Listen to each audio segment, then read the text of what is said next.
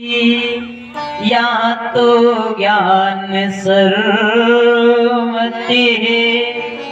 पुष्करम चा प्रयागम चा काशीम गोदावरी। कहाँ कहाँ गए? एक बार नारद जी सारी पृथ्वी पर भ्रमण करते हैं। कहाँ कहाँ गए? बोले सेतुबंधु, रामेश्वरम, कुरुक्षेत्र, हरि क्षेत्र, हर जगह भ्रमण किया, लेकिन कहीं कुछ नहीं पाया। नारद जी ने क्या देखा? नारद जी कहते हैं जिस घर में लोग एक बार सच बोल देते हैं तो समझते हैं पुनः हरिश्चंद्र का अब मेरे नंबर है, और झूठ कितनी बार बोल जाए बाकी गिनती ना, बाकी गिनती ना। क्या देखा? बोले तरुणी प्रभुता ग्रह, तरुणी प्रभुता ग्रह श्याम को बुद्धि दाहिका। क्या है? सनत कुमार बोले घर में नई बहू की चलती है, बड़ों का सम्मान नहीं होता है। ये गलती क्यों? ये गलती क्यों? चलना चाहिए लेकिन बड़ों का सम्मान घटना नहीं चाहिए। इसलिए घर में संत आवे तो उसको शरण देना चाहिए। कलना धर्म मित्रेणि धर्मेण बाधिधुना। अधर्मी का मित्र तो बुद्धि बेकार करता है।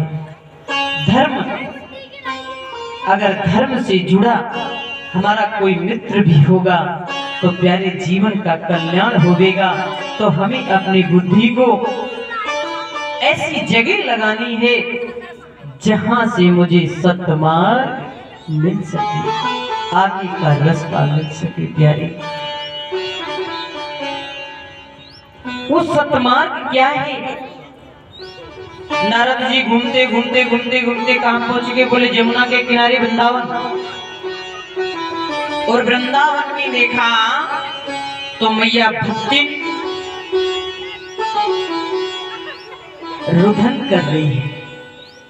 ज्ञान वैराग दोनों पुत्र जिन पर बुढ़ापा आ गया है, मैया भक्ति को जवानी है। अब माँ को जवानी हो, बच्चों पर बुढ़ापा आ जाए तो माँ तो रुदन करेगी करेगी। नारद जी ने उनको अचेत करने का उपाय किया, वेद वेदांत किया, लेकिन जब तक वेद का पाठ करते हैं तब तक उनको चेतना आती है, और जैसे पाठ को विराम देते हैं वैसे वे अचेत हो जाते हैं। तो एक आकाशवाणी हुई, सत्य कर्म सूचि को नूनम ज्ञानम एस्तो बोधता। क्या करना है? आकाशवाणी हुई, हे नारद जी, अगर तुम इनका कल्याण चाहते हो तो सत्कर्म करो। नारद जी कहते हैं सत्कर्म। नारद जी ने भागवत तो सुनी है अपने पिता ब्रह्मा से, लेकिन सप्ताह विधि का क्रम क्या होता है ये सनत कुमारों से जाना। जैसे सनत कुमारों के पास नारद जी पहुंचे, अब तो भैया सनत कुमारों ने देखा नारद जी के चेहरे पर उदासी है। उदासी को देखकर सनत कुमार कहने लगे, क्या बात है?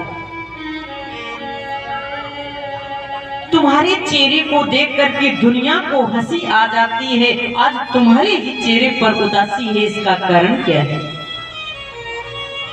इसका क्या कारण है? नारद जी कहते हैं आप सब कुछ जानते हैं, और जानबूझकर भी अगर पूछना चाहते हैं तो सुनो। वो जो आकाशवाणी हुई है, नारद जी सत्कर्म करो, तो मैं वो सत्कर्म जानना चाहता हूं। कहा भागवत वह सत्कर्म सिर्फ सप्ताह विधायक सप्ताह विधि से भागवत को श्रवण किया जाए।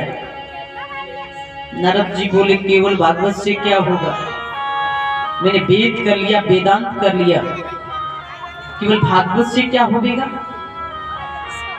शरद कुमारों ने कहा नारद जी इसमें वेदों की निंदा नहीं, बल्कि उन वेदों का निचोड़ ही भागवत है।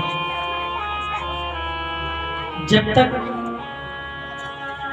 फल अगर एक है, पेड़ है, और उस पेड़ में बहुत सारी शाखाएं हैं, बहुत सारे पत्ते हैं, फूल हैं, फल जब आकृति में पकता है, अगर तुम एक पत्ता खाओगे तो मुंह मीठा नहीं होगा, एक डाली खा जाओगे तो दांत ही टूट जाएंगे, मुंह मीठा नहीं होगा। लेकिन पका हुआ फल तोड़ के खाओगे तो मुंह मीठा जरूर होगा। मैं समझाना ये चाहता हूं नारद जी, ये भागवत फल की आकृति में पूरे वृक्ष का जो निचोड़ होता है वो फल होता है, ऐसे वेदांत का, वेद का जो निचोड़ है वो श्रीमद् भागवत कथा। लेकिन माता बैठती है कहाँ, बोली वृंदावन के पास में यमुना के किनारे, और सनत कुमार बैठे हैं बद्रीनाथ धाम में।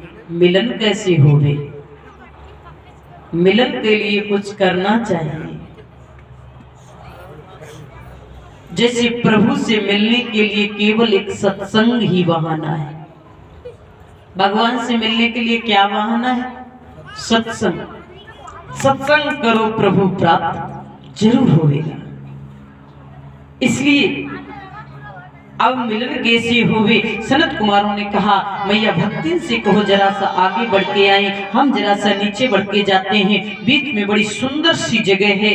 बोले कहाँ, बोली हरिद्वार, पास में सुखताल जगह, वहां पर बैठ करके जैसे श्रवण को करेंगे तो कल्याण होगा। 3 आसन डाले, भक्ति ज्ञान वैराग। नारद जी सरमुख खड़े होकर के बोलते हैं, शरद कुमारों ने उपदेश किया, ये श्रीमद् भागवत कथा ये किसी एक का कल्याण नहीं करती। बोले किसी, बोले ये तो ऐसी कथा है, जिंदा तो जिंदा, मर जाने के बाद यदि कोई परीत योनि में चला जाए ना, और कोई उसके नाम से भी कथा करवा दे तो 7 दिन में उसको भी मुक्ति मिल जाती है। जिंदा के तो छोड़ दो, कोई मर जाता है और उसको मुक्ति नहीं मिलती, परीत योनि में चला गया, उसके नाम से कथा करवा दो तो भी ये 7 दिन में मुक्त कर देती है। नारद जी ने कहा बात समझ में नहीं आई, तब सनत कुमार कहते हैं, तन्भद्रा तटे पूर्वम तन पूर्वम इति वर्णाम स्वाधर्मेण सत्यकर्म परम पर। क्या बोले, तन्भद्रा नदी के किनारे एक उत्तम नगर है, उस उत्तम नगर में अपने धर्म को मानने वाला एक ब्राह्मण रहता है। नाम क्या, बोले आत्मदेव पंडित जी। आत्मदेव पंडित जी इतने धर्मात्मा हैं, लेकिन उनके घर में जो उनकी पत्नी है ना, पंडित जी जितने पुजारी हैं तो पत्नी उतनी ही कुकर्म करने वाली है। उसका नाम क्या है, पंडित जी का नाम आत्मदेव है, लेकिन उनकी धर्मपत्नी को नाम क्या है, बोले धुंधली। यथा नाम तथा गुणः, जैसा उसका नाम वैसा उसका काम, दूसरा काम ही नहीं है। अच्छा, यदि एक बार कुछ लोगों का ऐसा भाव होता है, भैया किया नहीं जाता वो हो ही जाता है। अच्छा, आप कथा सुनते हैं, कान में जाती है तो एकदम शांति मिलती है कि नहीं मिलती? और अगर कोई आपको गाली दे तो एकदम से गुस्सा आता है कि नहीं आता है? ठीक कला है, जैसे हमको गुस्सा आता है वैसे कथा भी जीवन का कल्याण करती है, करती ही करती है। लेकिन इधर आत्मदेव पंडित जी तो बड़े पुजारी हैं, लेकिन भैया उनकी जो पंडितानी है बक्काऊ की बात ना माने। अब पंडित जी परेशान होने लगे।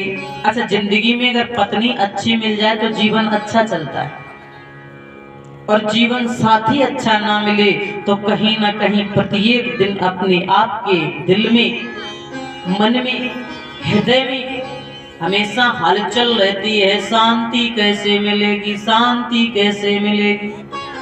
जब घर ही से शांत नहीं है तो शांति कहीं नहीं है, कहीं नहीं है। तो इसलिए प्यारे, जीवन साथी अच्छा मिले ऐसी भी प्रेरणा करना चाहिए। पंडित जी परेशान, एक तो परेशान अपनी धर्म पत्नी से, दूसरा क्या हुआ, बोले भगवान ने कोई पुत्र नहीं दिया। बोले तीसरा क्या हुआ, बोले तीसरा घर में गौ माता है वो भी बांझे, उससे भी कोई बछड़ा नहीं है। बोले चौथा क्या हुआ, बोले आंगन में तुलसी है वो भी सूख गई है। कभी कभी समय बहुत ज्यादा परीक्षा ले लेता है, जो हम चाहते नहीं वो भी हमें देखने को मिलता है। पंडित जी बड़ी परेशान है। जब आदमी ज्यादा परेशान हो जाता है फिर वो मरने की सोचता है। ऐसी जिंदगी को हम करेंगे क्या? जीवन में अगर इंसान परेशान हो जाता है तो अपनी आत्महत्या की सोचता है। आत्मदेव पंडित जी भी आज सोच रहे हैं इससे अच्छा है मैं अपनी जान ही दे दूं। मरने की सोचकर जैसे ही चले, लेकिन भगवान की भक्ति में जो रमण होता है उसको परमात्मा पग पग पे साथ देता है। एक बार तू चल के तो देख, तेरा रास्ता साफ न कर दूं तो कहना, एक कदम धर के तो देख, तू बढ़ेगी एक कदम तो मैं बढ़ जाऊं 60, और जो पीछे बढ़ जाए एक कदम तो मैं लोहे की लाट, फिर तुझे मिलने वालों ना है। इसलिए तू बढ़ के तो देख, अरे एक परिवार छोड़ के तो देख, दुनिया को तेरा न कर दूं तो कहना, एक कदम मेरे लिए धर के तो देख, खुशियों से तेरी झोली को न भर दूं तो कहना। जैसे आगे बढ़े मरना चाहते हैं, लेकिन भगवान की कृपा से वहां एक सन्यासी आता। क्या बात है, बड़ा परेशान है। किससे? घर से। मन में हलचल है, क्यों? घर में पुत्र नहीं है इसलिए। हाँ, घर में पुत्र नहीं है इसलिए अगर तुम परेशान हो तो एक बताओ, पुत्र से इतनी ममता क्यों? अनानि ममता विष्णु ममता प्रेम संगता। जितनी ममता केवल अपने पुत्र में करते हो, अरे इतनी ममता संसार के सभी पुत्रों में करो, अपने ही घर से प्रेम क्यों? भैया, पड़ोस में 4 पुत्र खेलते हैं, तुम अपनी टोपी बांटने जाओ, केवल अपने ही बेटे को दो, 4 और खड़े उसको ना दो, ऐसा क्यों? अपने को अपना समझते हो, दूसरे को पराया क्यों? अरे देखो तो सही, एक बार तुम सब में मिलकर के देखो। हमारे पास एक रोटी हो, चार बैठे हो तो भले टुकड़े में बांट के पाए, लेकिन सब मिलके पाए, उसका स्वाद अलग होगा। और तुम अकेले ही पा जाओगे, चार देखते रह जाएंगे तो उसका स्वाद अलग होगा, मन संतुष्ट नहीं होगा। इसलिए ममता अपने में ही क्यों, ममता सब में देखो।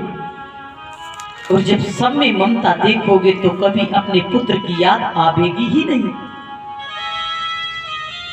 कभी भी अपने पुत्र की याद नहीं आवेगी। ऐसा कैसे? अगर किसी के मन में प्यारे कोई बात समाई होती है, उसको दूसरी बात अच्छी नहीं लगती है। देना हो तो केवल पुत्र दो, अन्यथा मुझे ये ज्ञान मत दो, ज्ञान की जरूरत नहीं है। ऐसी ही तुम्हारी इच्छा है। सन्यासी ने हाथ ऊपर किया, फल हाथ में आया और दे दिया। जाओ अपनी पत्नी को दे देना। तुम अपनी पत्नी को दोगे तो तुम्हारे घर में पुत्र आएगा। ध्यान रखना भैया, तुम कमा के घर ला सकते हो, और पत्नी ठीक नहीं है तो उस धन का सही उपयोग नहीं होगा। पंडित जी आए और फल दे दिया धुंधली को, और जैसी धुंधली ने उस फल को लिया, इतने में आ गई उसकी बहन। देना, अब तो वो बहन के सामने रोने लगी। क्यों? बोले अगर इस फल को हम पान कर लेंगे तो प्रसव की जो पीड़ा होगी उसको हम सहन नहीं कर पाएंगे, और उसको सहन नहीं कर पाएंगे इसलिए हम पाना नहीं चाहते हैं। तैसी बहन, ठीक है बहन, जा फल को हमें दे दे। दोनों ने मिलकर के साधु को प्रसाद को किसको खिला दिया? बोले गाय माता। दोनों ने मिलकर के फल किसको खिला दिया? बोले गाय माता को। अब तो गाय माता ने उस फल को खा लिया। गाय माता भी गर्भवती होगी क्योंकि फल खा लिया। भैया सभी बीता गया। मिली वहन को वहन से और कुछ दिन में संतान, गौ से भी बछड़ा हुआ लेकिन मनोजी समान। बहन को बहन से संतान मिलती है और गाय से बछड़ा होता है, लेकिन मानव के समान होता है। ध्यान देना, क्योंकि वो संत का प्रसाद है, इसलिए मानव रूप में, वो बछड़ा नहीं, वो मानव रूप में आया। केवल कान ही बछड़े के वश। धुंधली को जो संतान बहन से मिली उसका नाम धुंधकारी रखा, और जो गाय से बछड़ा हुआ प्यारे उसका नाम गोकर्ण रखा गया। मैया, कोई भी माँ, कोई भी पिता अपने पुत्र को अलग अलग व्यवहार से नहीं रखता है। चाहे उसके 4 बेटे हों, चाहे उसके 2 बेटे हों, राधे राधे बाबा बैठ जाओ। चाहे उसके 2 बेटे हों और चाहे उसके 4 बेटे हों, लेकिन हर पिता हर माँ ये बात चाहती है कि हम एक जैसा प्यार दें, एक जैसा भोजन दें, एक जैसा भोजन एक जैसा प्यार है। लेकिन जैसे वो बड़े होते हैं प्यारे, पकड़ लेते अपनी अपनी राय है। क्यों? पिता ने तो एक जैसा पाला था, एक छत के नीचे रखा था। फिर ऐसा क्या हुआ कि 4 बेटे में से एक बेटा तो डॉक्टर बन जाता है, एक बेटा तो मास्टर बन जाता है, एक बेटा इतना निकम्मा निकल जाता है कि वो चोरी करता है। क्यों? हर माँ बाप क्या ये चाहते हैं कि कोई नहीं चाहता मेरा बेटा चोर हो जाए, चाहता?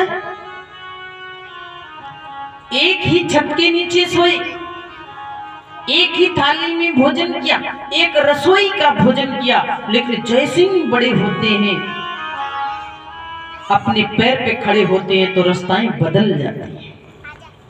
उसका एक ही मतलब है प्यारे, जीवन में जैसी संगत होगी रंगत वैसी ही मिलेगी। जैसी संगत कर लोगे, संगत का असर जीवन में बहुत पड़ता है, इसलिए अच्छी संगत करना चाहिए। धुंधकारी जहां भी जाता है हाहाकार मच जाता है। क्यों? अच्छा, बैठ करके किसी को गाली दोगे, मांस खाओगे, मद्रापान करोगे, उस जगह पर बैठना कौन चाहेगा? वह तो झगड़ा ही झगड़ा होगा। और बैठ करके धुंधकारी जहां जाता है वहां हाहाकार हो जाता है, लेकिन गोकर्ण जहां जाते हैं वहां जय जयकार हो जाती है। बोले गोविंद भगवान की। क्यों? अगर तुम्हारा मन सच्चा है प्यारे तो जंगल में भी मंगल हो जाए। अगर तुम्हारा मन सच्चा नहीं तो मंदिर में भी मंगल नहीं दिखाई। तुम्हारा मन तो सच्चा होना चाहिए, तुम्हारा भाव तो वैसा होना चाहिए। इसलिए प्यारे, गोकर्ण पंडितो ज्ञानी धुंधकारी महाखला। गोकर्ण कैसा हुआ? बोले महाज्ञानी। इसलिए बोले संत का प्रसाद सा। ध्यान देना मेरा, जो संत की प्रसाद से संतान पैदा होती है वो हमेशा ज्ञानी ही कहलाएगी। जो संत के आशीर्वाद से घर में पुत्र की प्राप्ति होती है वो हमेशा ज्ञानी होगी, आपको सम्मान देने वाली होगी, संसार में यश प्रदान करने वाली होगी, माँ बाप का नाम रोशन करने वाली होगी। लेकिन अगर अपनी रुचि से होगा, किसी की नहीं मानोगे, तो घर में ऐसे ही धुंधकारी जैसा बेटा होगा जो तुम्हारा सर्वनाश कर देगा। धुंधकारी का काम क्या है?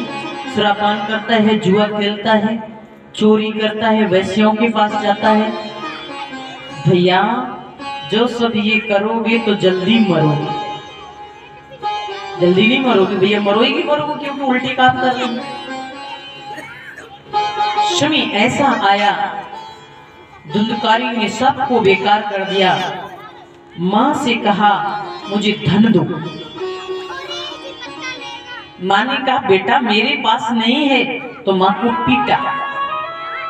आप बताइए, जो बेटा माँ बाप को ही पीटे वो बेटा कितना अच्छा है?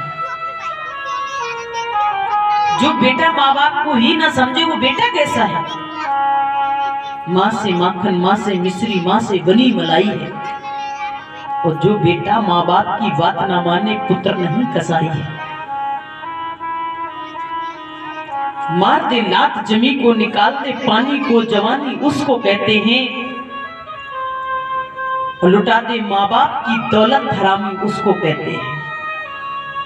एक एक रुपया कमा के धरोगे ना, अगर संतान खराब निकल गई तो प्यारे वह धन ही तुम्हें कुकर्म में लग गया तो तुम्हें भी उसकी सजा भोगनी पड़ेगी। इसलिए बचपन से ही बच्चों को संस्कार सिखाना प्रारंभ कर देना चाहिए। धुंधकारी ने मां को पीटा, मां कुआं में जाके गिर गई, अपने प्राणों को त्याग दिया। लेकिन प्यारे, जैसे आत्मदेव पंडित जी ने देखा, आंखों में आंसू भरे आए। याद करते हैं परमात्मा को। पंडित जी पहले क्यों रो रहे थे? बोले घर में पुत्र नहीं है। अब क्यों रो रहे? बोले पुत्र तो है, ऐसे कुकर्मी को क्या करें? इसलिए अब बताओ पुत्र से सुख कहाँ है, मैं जानना ये चाहती। पुत्र नहीं था तब भी रो रहे थे, पुत्र हो गया है फिर भी रो रहे हैं, तो सुख कहाँ है ये बताओ। आत्मदेव जी ने आज गोकर्ण महाराज को याद किया, जय सिंह गोकर्ण को याद किया। गोकर्ण महाराज का ये क्या बात है पिताजी, बड़ी अशांत मन है तुम्हारा, शांति क्यों नहीं है? आत्मदेव पंडित जी कहते हैं, यह गौपुत्र मेरा मार्गदर्शन करो। क्या? बोले घर में रहूं तो रहूं कैसे, इस घर को धुंधकारी ने नर्क बना दिया। और प्यारे वन में जाऊं तो जाऊं कैसे, क्योंकि मन में प्रबल वैराग्य नहीं। गोकर्ण महाराज कहते हैं पिताजी वन में जाने से होगा भी क्या? क्यों? बोले वन में जाने से अगर मुक्ति मिलती तो शेर का जन्म ही वन में होता है, वो बहुत पहले मुक्त हो जाता। फिर क्या करना चाहिए? बोले मन को सिर्फ कुछ मन से त्याग देना चाहिए। मन के हारे हार है और मन की जीते जीत, और मन ही मिलावते राम सो, मन ही करते उपजीत। मन की हारे हारे है, मन की जीते जीत है, मन ही राम से मिलात है। तुम्हारे मन ने जो किया